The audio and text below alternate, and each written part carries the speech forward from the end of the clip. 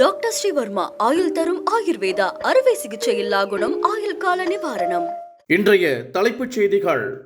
முதலமைச்சர் மு.க.ஸ்டாலின் தலைமையில் இன்று தமிழக அமைச்சரவை கூட்டம். இடைக்கால பட்ஜெட் குறித்து ஆலோசனை.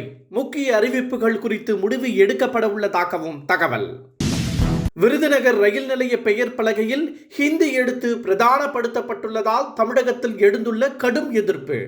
மக்களின் மொழி உணர்வை மதிக்காமல் மறைமுக ஹிந்தி திணிப்பை தெற்கு ரயில்வே கைவிட வேண்டும் என அமைச்சர் தங்கம் தென்னரசு வலியுறுத்தல். தாவேகாவிலும் கோபி தொகுதியில்தான் போட்டி என செங்கோட்டையன் திட்டவட்டம். தமிழகத்தை தாவேகாதான் இனி ஆளப்போகிறது எனவும் மாநிலத்தின் முன்னேற்ற பாதையே விஜயின் இலக்கு எனவும் கருத்து. அண்ணாமலை ஒரு தரம் தாழ்ந்த நபர் என தாவேகா நிர்வாகி நிர்மல்குமார் கடும் விமர்சனம். தவழ்ந்து ஆட்சியை பிடித்தவர் இபிஎஸ் என பேசிவிட்டு அவரையே சிஎம் ஆக்குவோம் என மாற்றி பேசியவர் என்றும் சாடல். ஷாருக் கான் போல உச்ச நட்சத்திரமாக உயர்வேன் என லெஜண்ட் சரவணன் திட்டவட்டம். ஜவுளி சினிமா என இரண்டிற்கும் 100% முழு உழைப்பை செலுத்துவேன் என்றும் கருத்து. இனி விரிவான செய்திகள். முதலமைச்சர் மு.க.ஸ்டாலின் தலைமையில் தமிழக அமைச்சரவை கூட்டம் இன்று நடைபெறுகிறது. விரைவில் தாக்கல் செய்யப்பட உள்ள இடைக்கால பட்ஜெட் குறித்து அமைச்சரவையில் ஆலோசிக்கப்பட உள்ளது. மேலும் தேர்தல் நடைபெற உள்ளதால் குறுகிய கால திட்டங்கள், பல்வேறு மக்கள் நல அறிவிப்புகள் உள்ளிட்டவை வெளியிடுவது குறித்து விவாதிக்கப்பட உள்ளதாகவும் தகவல் வெளியாகியுள்ளது.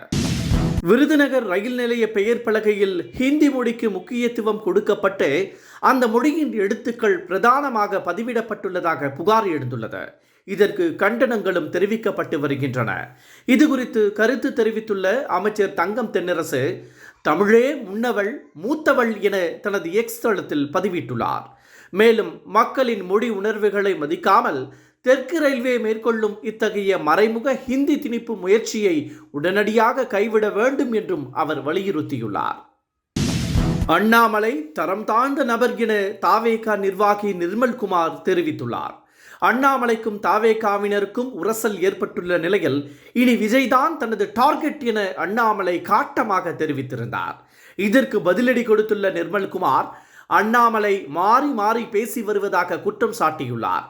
தவழ்ந்து ஆட்சியை கைப்பற்றியதாக இபிஎஸ்ஐ தரம் தாழ்ந்து விமர்சித்த அண்ணாமலை தற்போது அவரையே முதலமைச்சராக்குவேன் என கூறியதாக குறிப்பிட்ட நிர்மல்குமார், நாளுக்கு ஒரு கருத்தை கூறும் குணம் கொண்டவர் அண்ணாமலை என்றும் சாடியுள்ளார்.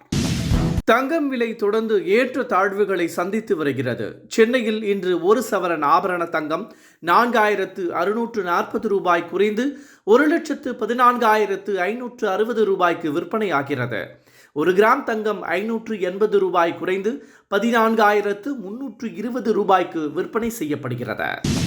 தான் ஒரு நாள் ஷாருக் கான் மற்றும் சல்மான் கான் போன்று உச்ச நடிகராக உயர்வேன் என லெஜண்ட் சரவணன் நம்பிக்கை தெரிவித்துள்ளார். ஜவுளி தொழிலில் கொடிகட்டி பறந்து வரும் அவர் தற்போது திரைப்படங்களில் நடித்து வருகிறார். பிரம்மாண்ட காட்சி அமைப்பு, ஆக்ஷன், அதிரடி என கலக்கி வரும் லெஜண்ட் தனது லீடர் படவிழாவில் பேசினார். தனக்கு சிறு வயதில் இருந்தே சினிமாவில் ஆர்வம் அதிகம் என்றும், ஆனால் சில காரணங்களால் தந்தையின் தொழிலை கவனிக்க வேண்டிய சூழல் ஏற்பட்டதாகவும் அவர் குறிப்பிட்டுள்ளார். ஜவுளி சினிமா என இரண்டிலும் 100% உழைப்பை செலுத்துவேன் என்றும் லெஜண்ட் சரவணன் குறிப்பிட்டுள்ளார். தாவேகாவில் கோபி தொகுதியில்தான் போட்டியிடுவேன் என செங்கோட்டையன் திட்டவட்டமாக தெரிவித்துள்ளார். இதற்காக விருப்ப மனு அளிக்க உள்ளதாகவும் அவர் கூறியுள்ளார்.